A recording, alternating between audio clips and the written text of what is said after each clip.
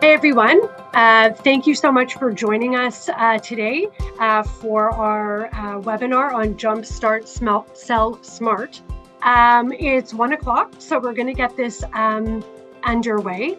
I am super pumped and super excited. It's not often I get to tag team a webinar with another one of our business development executives, and today I get to, and this is a first for her. This is Riley Hurley. She is our business development executive in the Atlantic region. But this webinar is to kind of start out the fall season with social media presence, prospecting tools, why you need to have group in your repertoire, and how to kind of get going. Some of this might be scary to you. Some of this might be very easy to navigate. And we might be providing you with some tips and tricks that you really never thought about. But it's all about getting in front of clients. It's all about how to ask the right questions, how to get your credibility up, jumpstart your own credibility, jumpstart prospecting. And there's no better time to do, some people say January because everybody's making New Year's resolutions. I was always brought up that September is the best time of year. Everybody's going back to school. You've got time now. Everybody's in their routines, and kind of getting your business back to school as well. So 2 parts of today's agenda is Jumpstart. So that's leveraging social media, and then and that's what Riley's going to be focusing in on. That is her background. That's what she's super excited about, and I'm excited to see what she's going to present. And then I'm going to take on the second part of the agenda, which is Sell Smart. So if you've been to any of our webinars before, we've done things about prospecting, best practices, things like that. We're going to kind of truncate that all together and give you some really good tips for starting the fall season as well. And I also want to say that we had a large number of registrants to participate today. It's great to see that this summer has not held anybody back, and very excited with the number of people who have attended or registered today. So thank you to everybody for spending your hour with us on this beautiful day. Riley, this is now all over to you. Thank you, Marnie. And yeah, echoing Marnie's sentiment, thank you so much to our advisors who are online today. Like Marnie mentioned, my background is in advertising and social media. So honestly, I could spend hours talking about this. If there's anything that piques your interest or anything we covered today that you're a little bit curious of how to apply it to your specific situation, get in touch. Always happy to have that conversation, and more than happy to support our advisors in growing their business. So like Marnie mentioned, Jumpstart is really that building a strong foundation. So when we say Jumpstart, what we mean is creating and having an online presence to keep up with the direction our industry is moving, helping you ultimately stand out from your competition by adapting to new ways of engaging with clients and your prospects, really just through social media and online platforms. We want to make sure that we are bringing tools and ideas to your attention that can help you just grow your business and keep up with the times, and also stand out as someone in the space, because ultimately people want to work with folks they trust, and we're all about helping you build up that trust and credibility through social media. So starting out with the big question that probably a lot of you are asking yourselves is, why use social media? And ultimately, this is, like I mentioned, where the industry is going. It's where the world is going in general. A lot of Canadians have one, if not multiple, social media accounts that they're probably checking in at least daily, scrolling through to pass the time, in, whether right or wrong, in different capacities. And to that point, different platforms really serve different interests and needs in the market. So calling out Facebook and Instagram first, these are your primarily social first platforms. People are posting about their personal lives. Maybe they're talking about their vacations or things they have going on with family, etc. There is still power in being present on a Facebook or an Instagram with a business purpose, because it's, again, where your clients are active. It's a great way to share news, updates, build relationships online while being a little bit more fun, maybe a little bit more laid back, or showing a side to you in your business that, doesn't come through in other mediums. YouTube and TikTok are two other great platforms that if you're an advisor who is passionate about creating videos, maybe you already have a podcast that you're working on, these are great forums to share snippets of that podcast, share full length, longer form video, and educate people through that medium where these platforms are dedicated 100% to video.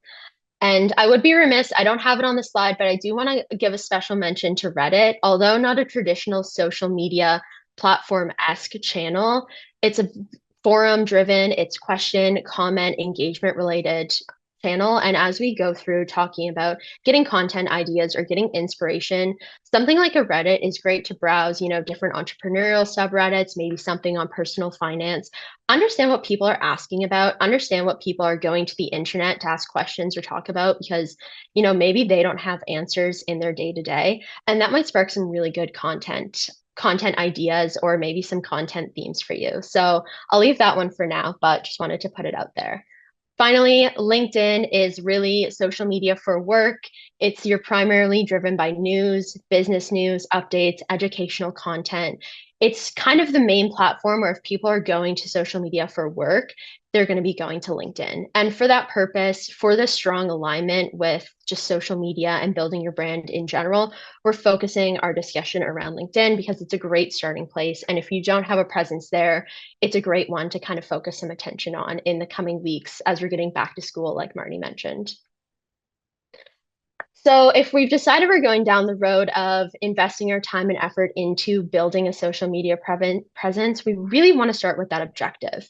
So figure out your why for social media and what your goals are associated to that. Are you using this strictly to build brand? Are you just wanting to post about things in the industry that you're passionate or excited about, making sure people know what kind of themes or topics or products to associate you with? Or, do you want to take that a step further and build this social media platform up to be part of your sales platform and be part of your sales workflow? Both of these things require, a little bit of different attention, a little bit of different content, and we have tips to help you get there.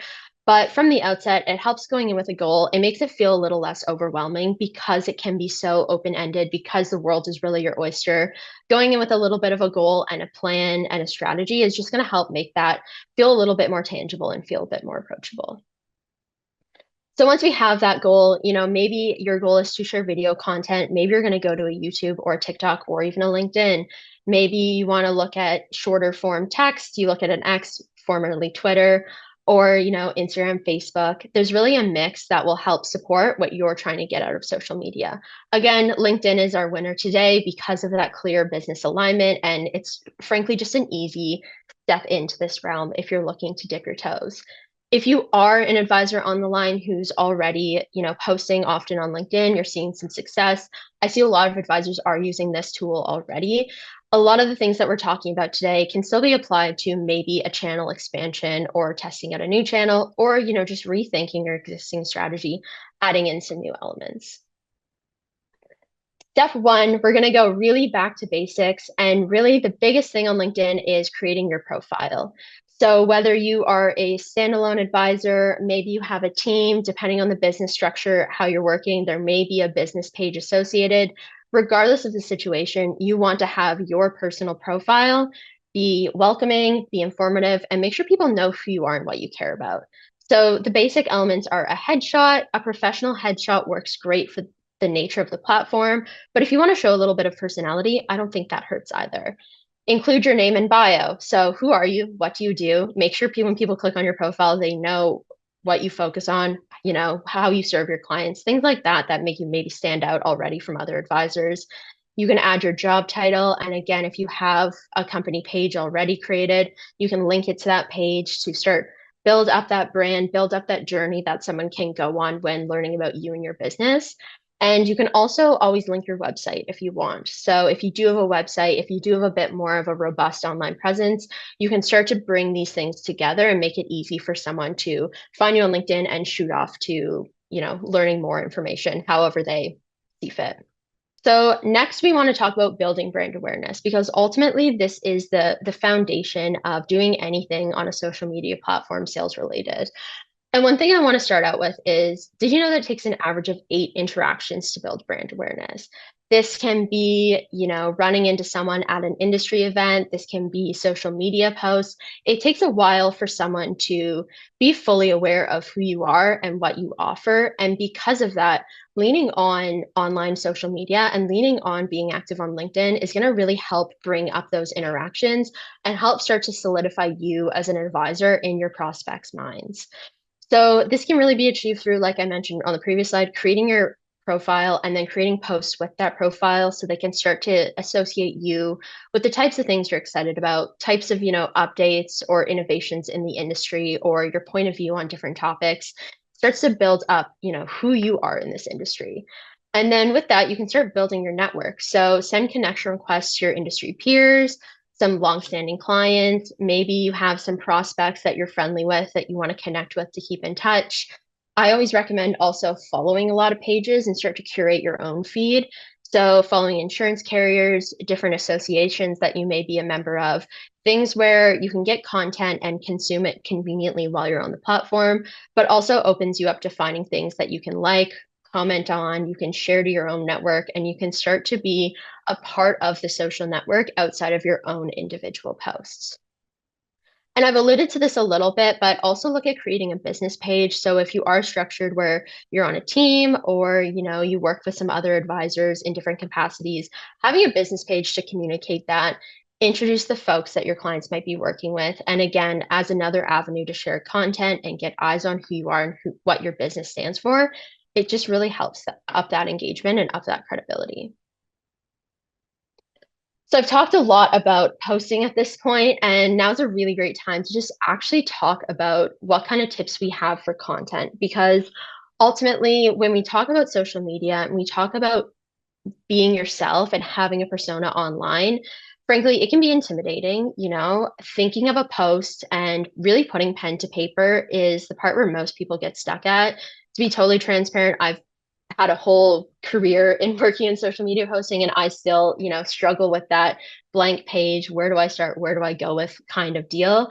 So it can feel intimidating. But hopefully these tips can help break down some of those mental barriers and help you understand and see ways that you can get the most out of the time that you're investing in social media. So tip number one, I'd say, is just be consistent.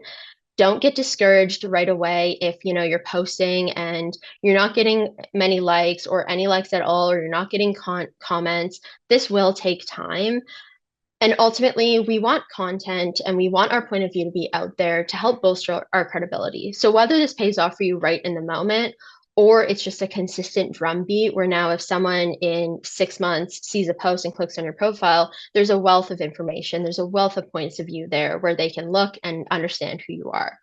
I also recommend sharing content that is relevant to your business. This doesn't mean that LinkedIn has to be 100% business only. People do use it to share, again, personal updates with their professional network. But having content that is relevant to your business makes you stand out as a thought leader. It helps people understand that you're not only here to sell them a solution, but you're thinking about people, you're thinking about the space, and you're giving them food for thought at the end of the day. The next one, and probably my favorite tip, is just experimenting with different formats. So this is where we can start to get a little clever, save ourselves a little bit of time, and reuse some points of view or some posts that we've already created. And that's really just because LinkedIn has a wealth of different formats. So you can have text posts, maybe you have a text post on something, and down the line you use a tool and you create a little slideshow of images that takes that post, breaks it down into just another way of them absorbing the content. Or maybe you make a video on it, you record yourself speaking to it, you post it. You can also do things like have polls, so really generate engagement, asking questions to your network, seeing their responses, creating follow-ups about those polls and what those results might tell someone. You can have document ads, so uploading a PDF where someone can go in, digest the information. You can do events. There's really a wealth of formats you can use on LinkedIn, and they all kind of play to your advantage, and they just give you data. They just let you understand what people are reacting to and what's resonating with folks. And that really brings me to step 4, which is measure your progress. So with those free analytics that LinkedIn is giving you, every time you get a post, if you're already posting, you might see the little notification like your post got X amount of impressions last week or this week compared to last. And when they say impressions, what they mean is it showed up on a news feed X amount of times. It could be multiple times for the same person. It could be something that they scrolled by and maybe didn't even notice, but it was on their feed and it was there. And that brings me really to step 5 is be engaging. Take that insight and take those analytics and start to see what kind of posts, what kind of questions, what kind of things are getting people to get engaged, maybe comment, maybe they're chatting with you about a thought-provoking question you shared out in your post. Maybe they're just liking it and reposting it with their network. But the more that you can get people engaging with that post, the more eyeballs you actually get on that content itself. So for those who aren't as familiar with LinkedIn, anytime, say if I like one of Marnie's posts, which I do every time she posts, so I know this happens in practice, but even if you're not connected with Marnie, but you're connected with me, you're going to see her post on your timeline. And it's going to give you an option to follow her. It's going to give you your own option to comment, like, and engage. And you can see how quickly that starts to snowball once you have a larger network built up on LinkedIn. So it's a great way to get eyes on you. It's a great way to get people thinking about you without having to put that concerted effort into, how am I going to reach out to hundreds of people, maybe thousands of people. Now you don't have to do a one-to-one. You can kind of just post and let that build up organically as you go. Another tip that many people don't necessarily consider is be educational. So as much as we don't want to give away the secret sauce, or we don't want to be saying too much on our LinkedIn that might, I don't know, give away our sales process or give away things that you would like to walk a client through in a meeting for whatever reason, you can find ways to still educate your readers and give them some value back to just boost that credibility and boost how likely they are to actually engage with you. So maybe you post something about, I don't know, the importance of including teledoc in a benefits plan.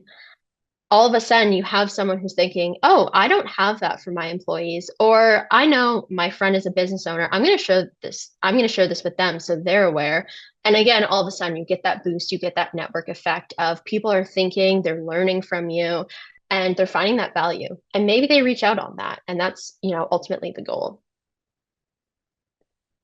So not to overwhelm you with making you think that you have to be a designer or you have to pick up all these skills just to execute on a really well thought out LinkedIn strategy, you don't. The good news is there's a ton of tools that can make this easy. They're low cost or even free. And they're all fairly user-friendly to just give you what you need at that time. So Camtasia is a great example of a video creation and editing software. This is something that our team has been looking at using and trialing and really liking. So again, great to have on your radar. Loom is one that I previously loved for client communication specifically. You can share your screen and have you in the corner of video, similar to what we're doing right now live, but pre-record and share out as a post with your network. This is also awesome for client communications. If you have someone who maybe schedules aren't lining up, but you need to send them something, this is a great, half step to get you there and keep people engaged. Canva is a fabulous image creation and video editing tool. So like my example previously, if you had a text post or a list and you want to make a couple little images that someone can scroll through and learn, that's a great tool to do something like that. I also have your existing cell phone and webcam included here because I also don't want you to look at this and think the only path forward is through sophisticated tools. It's through, beautifully branded elements, because that's ultimately not the case. I previously had a client where they were a large organization. They had a well built up design team. They had any kind of creative you could think of. Every time we received something, it was, outstanding. It raised the bar every time for the level of just detail and animation and illustration that they included. But we also had an ad from them where it was just someone on their team was really excited about a new product that was coming out. He pulled out his phone and video was essentially, hey guys, I'm excited about this. I'm going to talk to you about it. And here's why. And I kid you not, for years, that was the best performing ad we had. It generated so many, intro conversations. It closed so many deals because it stood out. It kind of broke through the noise a little bit. It felt authentic. It didn't feel overproduced. and people really clicked with the message he was sending. So, I like to share that anecdote because I think it's important to just know that being yourself, being your authentic self, and experimenting and trying different formats can really pay off for you in the long run.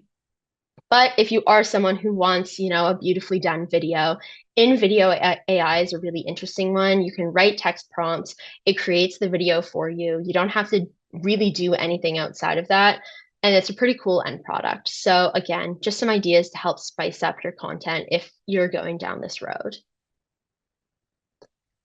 Well, I hinted at it, but now we'll kind of dig into what using LinkedIn for sales actually means. And before we get into the tools and the workflow and the nitty-gritty of it all, I want to just first talk about how we're thinking about content. So, up until this point, we've really just been talking about establishing yourself, establishing your brand awareness, and posting about things that are relevant. Now, maybe we're at a point where we're getting some engagement, we're excited, we're posting a lot, and we're feeling the rhythm. And maybe we're going to take this one step further and start using it to actually make assists in the sales process. So, bring in leads or give people an open door to connect with you to talk about their specific needs. And what that looks like is really just including clear call to actions to your content. So maybe in the brand awareness phase, we were talking about hybrid plans and just vaguely talking about them, what they are, who they're for. But maybe if we're looking at this from a sales lens, we're going to take that one step further and we're going to add a clear call to action on the post that says something like, do you want to learn more about hybrid plans? Get in touch with me today. Comment down below if you're interested in getting my information sheet about it and I'll reach out. Something about along those lines that kind of starts to signal to people that you have something to offer. You have, an open door for them to reach out and start to engage through that sales process. I also think an important part of this is social proof and any way that you can use your existing strong client relationships to help bolster your credibility and take things a step further. So anything like a case study or maybe, an anecdote that you post about a successful implementation for a client that's anonymized might do really well for you to talk about, hey, here's where I had a very successful hybrid plan implementation and this is why it was successful. Or, maybe you get some really good reviews from your clients and they're really happy about the time and care you took to do XYZ. If they have a written review or they're willing to give you a written review, you can turn this into something creative, throw it in Canva, throw some images behind it, put it up there, and then all of a sudden you have some social proof. You have some real life clients giving real life feedback about you, and that's showing up on your feed in amongst these sales related posts. And that's just going to help people feel that much better about reaching out to you and they can see themselves in your happy client's shoes. Not only can you use LinkedIn for posting though, you can also use it for prospecting. And I don't want to get any further in this conversation without bringing this up because LinkedIn is such a powerful way to just understand who you're targeting, who you're working with, and even frankly, who's commenting on your posts. So, take a look at your leads, maybe someone who emailed you and asked for a meeting, or maybe there's a prospect on your radar that you want to reach out to, but you haven't quite yet. If they're a business owner, look at their personal LinkedIn first. What do they post about? What do they care about? As an entrepreneur, what's keeping them up at night? Are they talking a lot about employee retention? Are they talking about compensation and how to get employees excited? Whatever that is, it's going to start to tell you what they're thinking and potentially what kind of solutions might be in the very back of their mind that they might, be open to talking about. And then also, the power of the business page, look at that business page. How many employees do they have? Where are their employees? Are they, a distributed team? And maybe there's something to be said about, I don't know, suggesting a kind of behavioral wellness benefit or some kind of platform that will help engage these folks and make them feel connected, although they're distributed. Maybe they talk a lot about the demographics of the company and maybe they're proud about a certain, I don't know, maybe it's a female founded business, or, maybe they invest a lot in hiring new grads and helping them get their careers off the ground. These kinds of posts, although mostly about their company for potential clients or, potential employees, will start to get you in the head of the business owner a little bit and get you in the head of the culture of the company. And you can use that intel. So, when you go into that discovery meeting, it's not necessarily a blank slate. You're going to hear them out. You're going to hear what their primary need is, but you're also going to know enough about them to start to sell smart. And I won't give away too much of that, but help get you in that mode and prime you for having those direct and focused conversations. So, taking this all one step back, because I'm really throwing a lot at you and your head might be going 100 miles a minute. Like, how do I fit this into what I'm already doing? When should I get started? How should I get started? What does this all mean? It's a lot, and it's a lot to think about in the bigger picture. But again, I think if you take a look at how you operate as an advisor and you look at how you're currently doing your sales process now, you probably have some form of workflow, whether formalized or informalized, that you typically go through on a week to week, day to day basis, whatever it is. So, some sample questions to get you thinking about how you might want to approach this is this just in LinkedIn? Am I going to have my in-person practice? I'm going to lean on my business as it's been running, but I'm going to add a little bit of time in my week just to focus on LinkedIn, have some posts, message some folks on the platform. What does that look like? And how much of my time do I want? And then, if you're really looking at leaning into the online presence, are you going to involve a website at any point? Do you want to have a mechanism for collecting emails so you can have an email list or a newsletter, which, by the way, can still be done just in LinkedIn if you want to do it that route? But asking yourself these questions will help set parameters on what's willing to be a focus of your time and what you're not willing to focus your time on at the start. And that, again, helps cut through the noise, helps you lean in on the higher impact things first. Next, you really want to decide how you're going to follow up with your leads.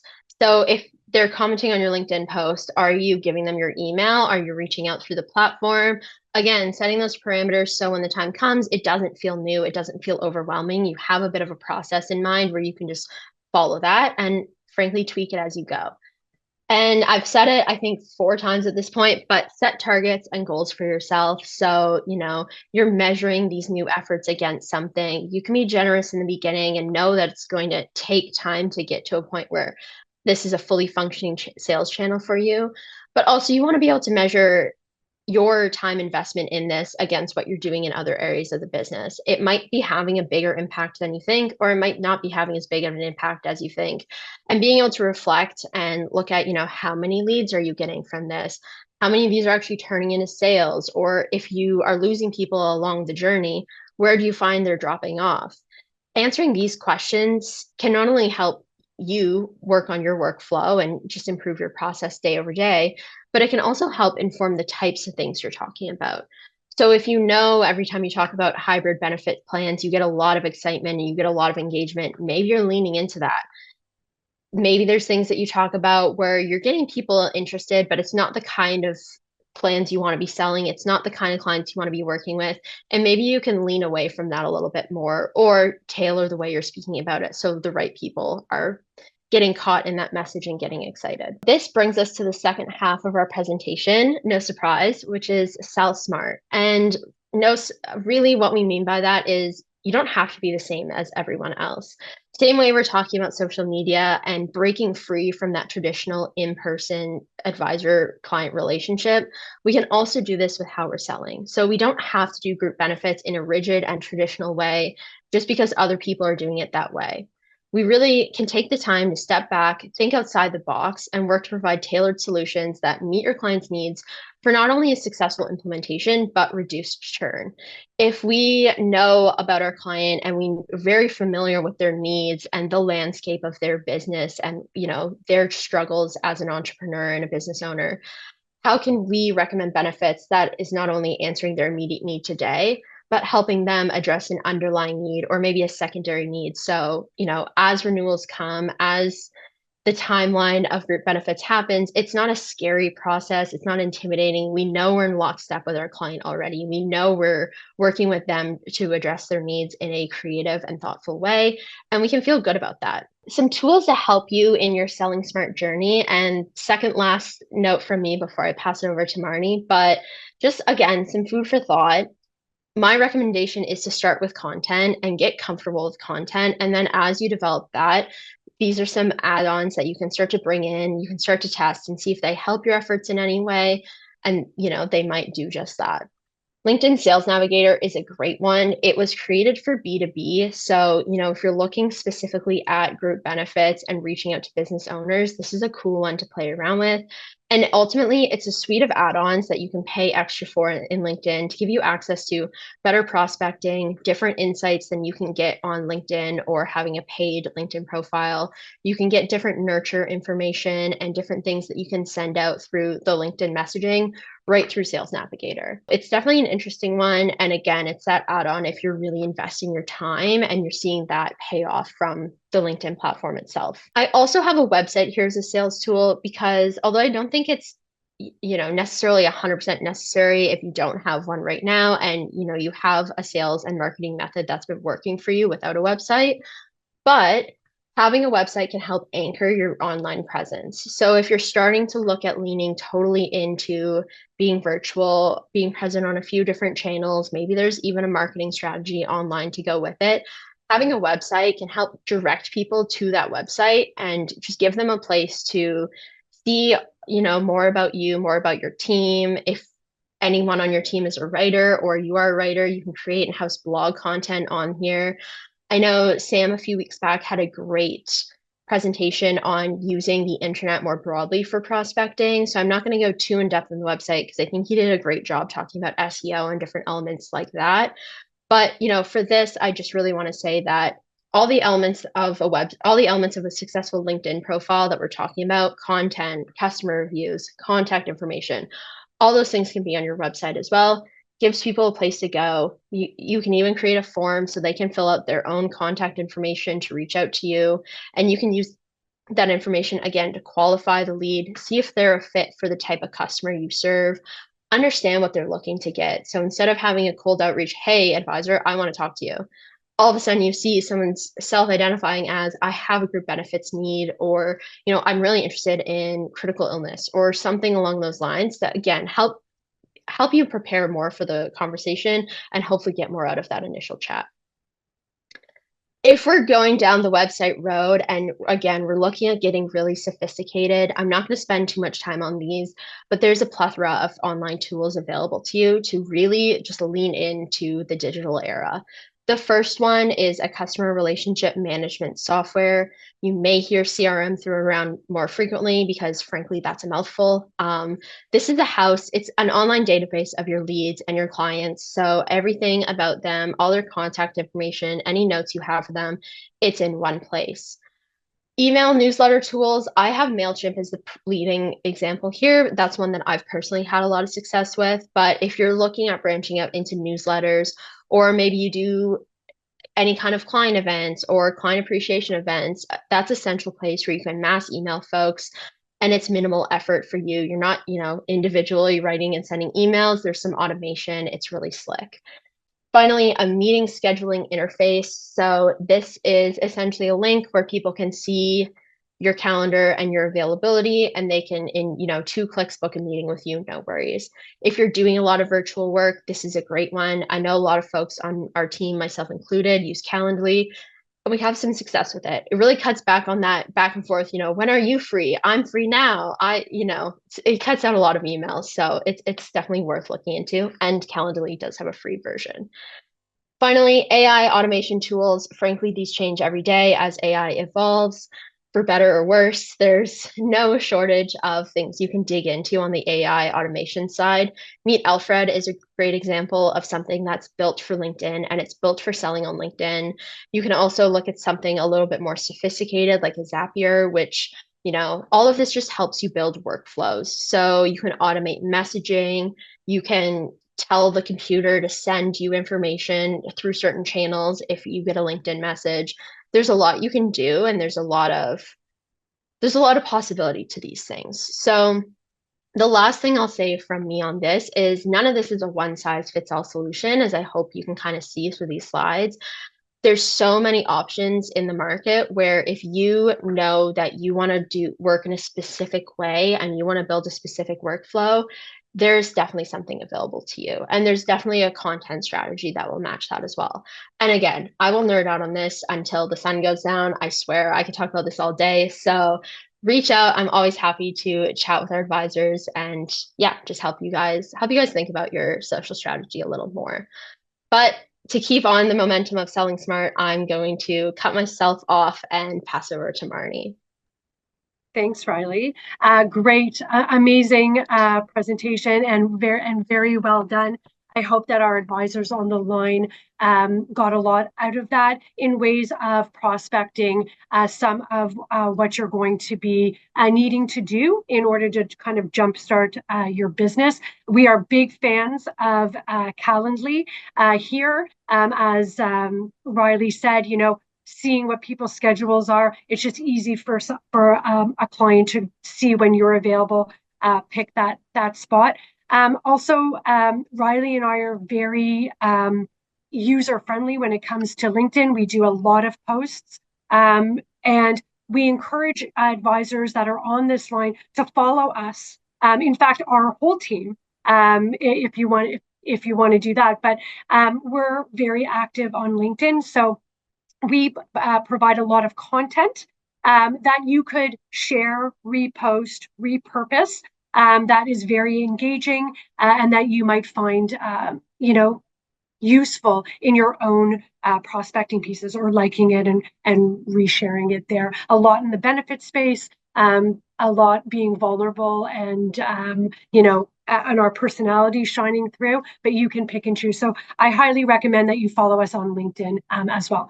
Now, what we're going to get into right now is now you're ready to go. And what are some ways that you can engage with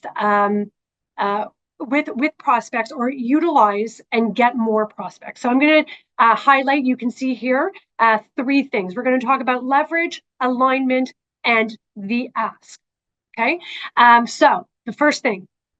Most of our advisors that are at IDC, group might not be the first thing that you do in your business. You may be an individual advisor, an advisor that's a PNC shop. You might be in wealth management or estate planning. You have clients already. Go through those clients. On a life insurance sale, you might run into it's more of a one and done type thing. You sell the policy, you might not be seeing them again 5-10 years from now. Go back into your clients, send an email, reach out to them, let them know that you're adding group to your repertoire. Is it something that you can set up a meeting, walk them through your website, be engaging with them, let them know what else that you're doing, and keep that momentum going. Send out a newsletter that you're happy to report that you've added group benefits as a new format to what you're selling right now. Leverage your relationships. They're already yours. Leverage them, go back into them, offer them things. It's not just group benefits. It could be group retirement as well as a savings mechanism. Really, really important. Leverage your existing block of business. That's an easy way to generate meetings, to get people engaged. Maybe it might not be the business owner, but maybe somebody in their office is looking for life insurance or car insurance or whatever the case may be. This is your opportunity to get in front of their face on an ongoing basis. The other piece here, alignment. Partner or align yourselves with companies like accounting firms, bookkeeping companies, PNC firms. These are organizations that have clients. They're meeting their clients all the time. They're doing their books. They're doing their tax returns. They're doing their corporate taxes. They may be selling them house insurance or car insurance. Well, why not partner with an organization like that to get referrals back and forth? That's a really easy way to generate new business and new prospects. And then don't be shy. Ask for referrals. If you've put in a group benefit plan, if you've done a life insurance policy, ask, and you have a success story and your client is really happy, ask for those referrals. You never know what else can come out of that. So it's really important. Leverage, align, and ask. Don't be shy. Utilize LinkedIn to showcase what you're doing. Send out emails, send out newsletters, send out your new updated website, but leverage, align, and ask. Really important. Riley, I'm going to ask you to go to the next slide. If you've attended any of our webinars before, you will know, and I'm going to keep harping on this in every webinar that we do. Needs-based selling. Use a client discovery. You probably already do one, or I hope that you already do one for your life insurance clients or your P&C clients. You want to get to know the client. Group is no different. Okay, it is really important to ask questions. It's really important to utilize a discovery document to find out what type of employer. Well, we're going to get to the questions in a minute, or some sample questions. We have documents here that could help you. This is increasing your credibility, right? Asking questions to your prospect like, do you have a group retirement plan? What are your employees asking about? Have they come to you with anything important that they might be needing for themselves? Have you conducted a survey in your organization? You know, is it maybe we need to restructure the plan? Have you been, did you just put in a plan to check a box? Or is the goal of your organization to attract, retain, and be competitive? By utilizing different solutions, that will gain your credibility. But you're not going to know that unless you do a proper discovery. So Riley, let's go to the next slide and showcase some of the examples. We've shown our documents before. If you want to know how to do or the questions to ask, please do reach out to your business development executive on the group side. We do have documents that can help you ask these questions. But here are 7 or 8 of them that we picked that we think are most popular and most effective. What is the reason for getting a benefit program? Are you getting a benefit program because you just need to check a box? Are you getting a benefit program because you're losing employees and you need to be competitive? Have your employees been asking for something in particular and you've never thought about it before? And what type of benefit plan is it that you want it, that you're trying to ascertain or to implement? So the reason behind it, that's number one. What is your approach? What type of business owner are you? Are you a bottom line? And none of these are wrong answers. Are you the client that is a rate merchant? All you care about is the bottom line number. You don't care about the actual benefits that are going in there. Okay, let's talk about that. We may have solutions for that bottom line organization. Are you trying to be strategic and competitive for employees? So maybe now we need to talk about group retirement plans or health and wellness, healthcare spending accounts, wellness spending accounts. Maybe we need to rejig the plan to be more competitive. So that's, are you trying to increase your corporate culture? Okay, maybe it's mental health strategies. Maybe it's a health and wellness navigator that you need to incorporate to get people more engaged. So we want to know what, or you as the advisor, you're going to want to know what type of client is this. Tell us about your workforce, right?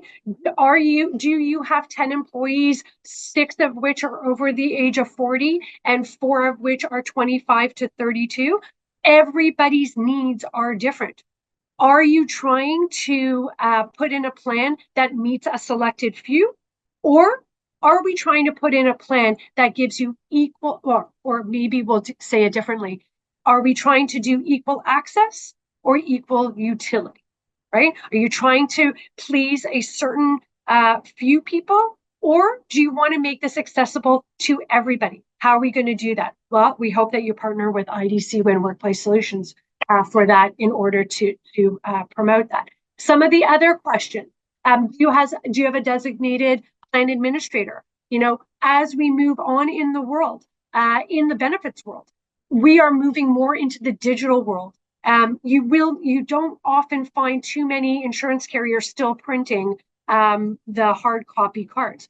Well, do you have somebody that's savvy enough to add employees, communicate that with employees, help download those cards for employees? So do you have somebody who's dedicated in there? Asking the client, what support are you looking for from me, your advisor, or you, the advisor? We'll just use me as the example. Are you looking for for us to engage with the employees? Do you need employee meetings? Do you want us to do strategic, targeted communications? Like, it's Christmas time, people are going away on vacation. How do I communicate the travel insurance portion of the plan to my employees? Or we're implementing a mental health strategy. Maybe you do a session just on that. Maybe it's a session about a high-level overview of the plan, but then you're going to offer your individual services to these employees to help prospect, to help funnel your own personal marketing strategy. Really important. What's the preferred mode of communication? Do you like email? Do you want a video? Do you want a recorded seminar? Do you want email blasts, blogs? What type of communication are you looking for? It's really, really important, and I've harped on this in many of the webinars that I've done. Do you currently have a plan in place? There is specific information that you as an advisor are obligated in terms of best practices in order to ascertain, to work with that client, rates and experience. Long-term, is there anybody on long-term disability? Are there any high-cost drugs on the plan that we need to be aware of? How to take that information, regurgitate it, and then go to the market. Maybe the client, does a renewal, or maybe you're in the middle of a renewal and all of a sudden the owner of the plan says, I'm not interested in life insurance and pooled benefits anymore. Do you have a plan that just offers health and dental? And I don't have to worry about that because you, advisor, can go in and upsell your own services to the employees who want.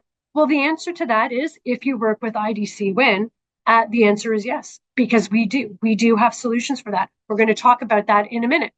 And then, of course, about cost sharing. Does the company pay the full premium? Do they cost share with the employees? Things along those lines. So those are the questions that you're going to want to ask. It's a lot more. There are a lot more. We can help you with that. And your business development executives across Canada are going to be eager to help there. In the essence of time, I think we're going to flip to the next slide here. So what we've done is given a showcasing 3 case studies.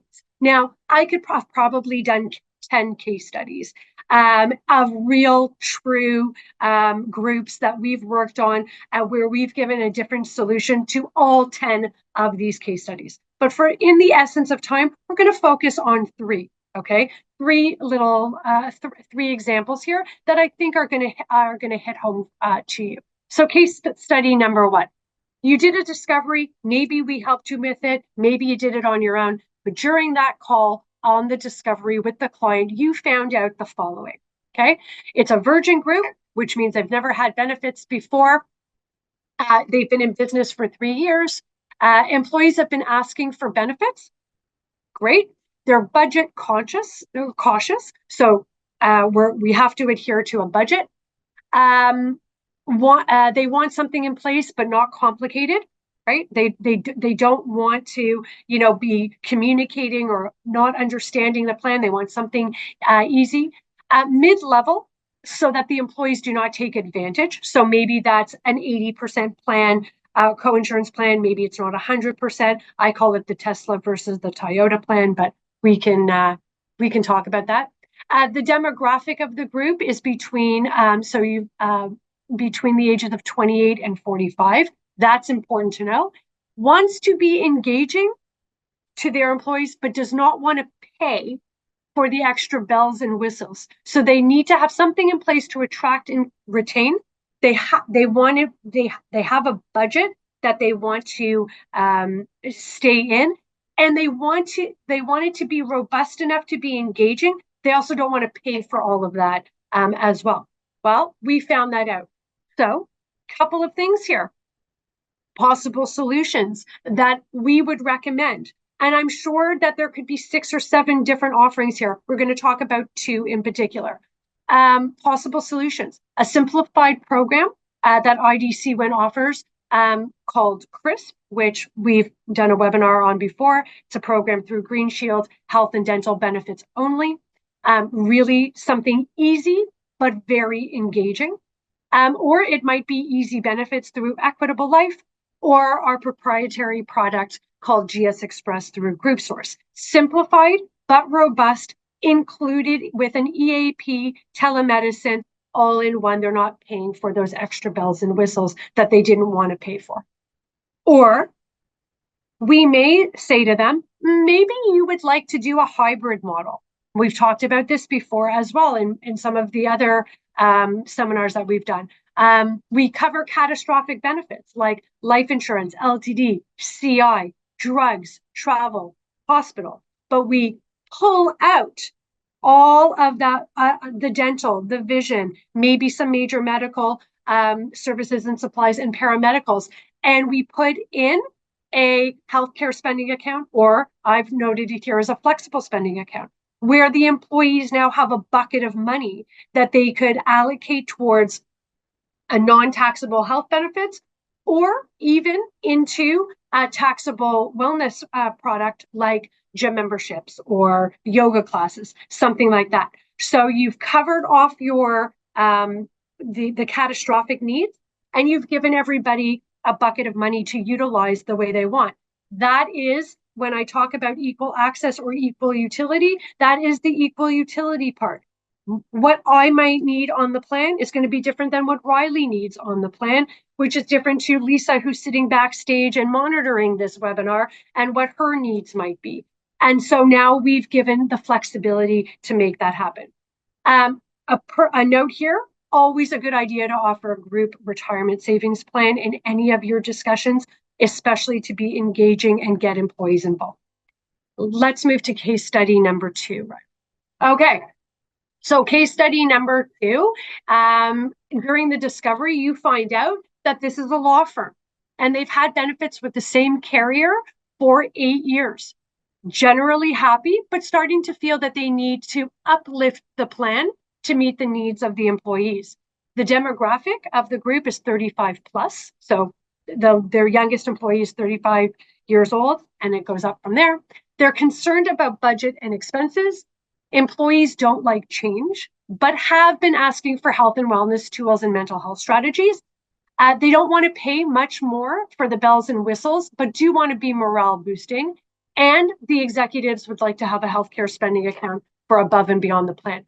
By the way, all 3 of these case studies are true groups that I happen to be working on right now. So this is true things. So what are the possible solutions here? Because I manage this client with the advisor.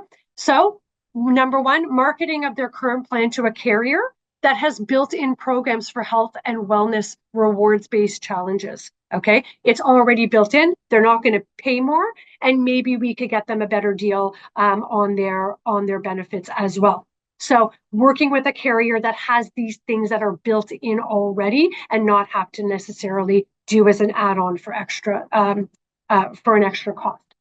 Or we could keep the benefits where they are and do a standalone mental health solution for long-term support above and beyond the general EAP. For example, InkBlood for long-term mental health stability and wellness. So we could bolt that on to their current plan. The healthcare spending account is not going to be an issue because we can add that on for the exec team for some of their expenses. Maybe it's orthodontics, maybe it's extra massage therapy, whatever it is. But we're having a conversation already, so that's a non-issue. And then perhaps working with a carrier to offer a rate cap for a longer period of time. So because they're price conscious and they don't want to increase their budget, but they want some of these other things. So maybe we market to a group that has these things built in already, but is also offering the group maybe a 15% rate cap after the first year. That way the first 16 months are covered off. Then they know what their budget is, their worst case scenario for the next year.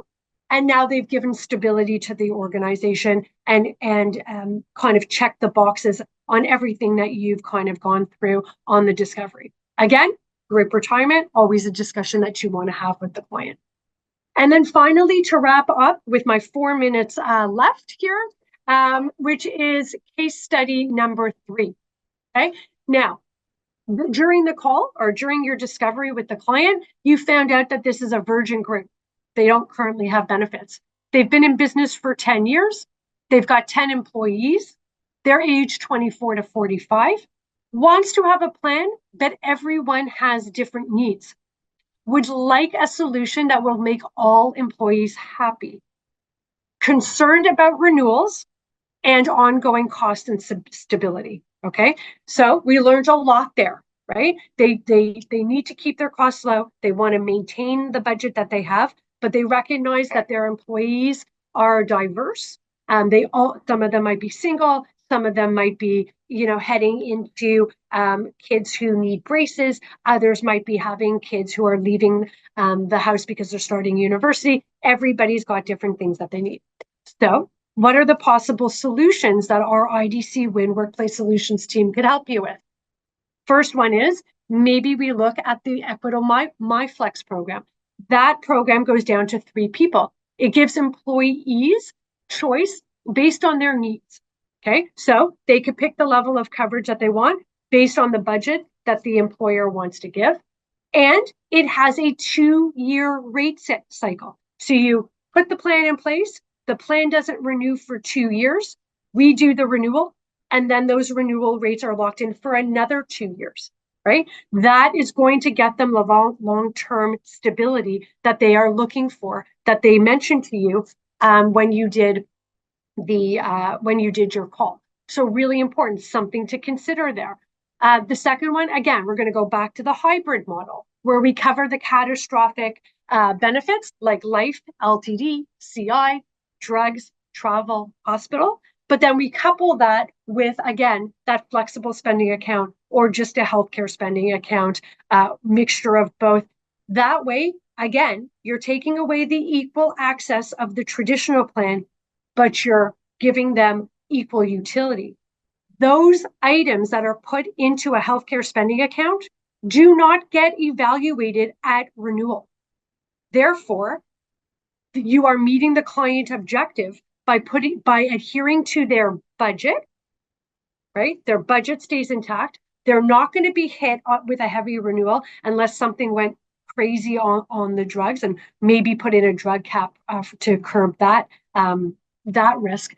But that is what the client has asked for. And these are 2 possible solutions. Again, there's many, but these are the 3 case studies.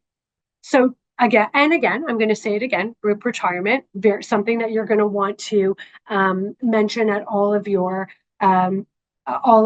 sessions. So right from the beginning, we're jump starting the fall season with all of the tips and tricks to help you prospect, to help your credibility get out there, to help you bolster your presence in social media, and as well as using that as a prospecting tool. And then giving you advice. Remember, leverage, align, and ask. Okay, those are the 3 in your own. Leverage your current block of business. Then go to asking or partnering, aligning with organizations that can give you referrals, and then ask for referrals from satisfied customers. So we want to package that all in together, and then know that we're here to help support those case studies that you have for those groups that might need the help and support that they need. With that, I think we're going to end this webinar. We're going to get you back doing what you do best and enjoying the rest of your day. And if you need anything, please do reach out. Again, we're trying to get this CE credited. It is being recorded. It will be posted. Okay. Thanks, everyone. Thanks, everyone.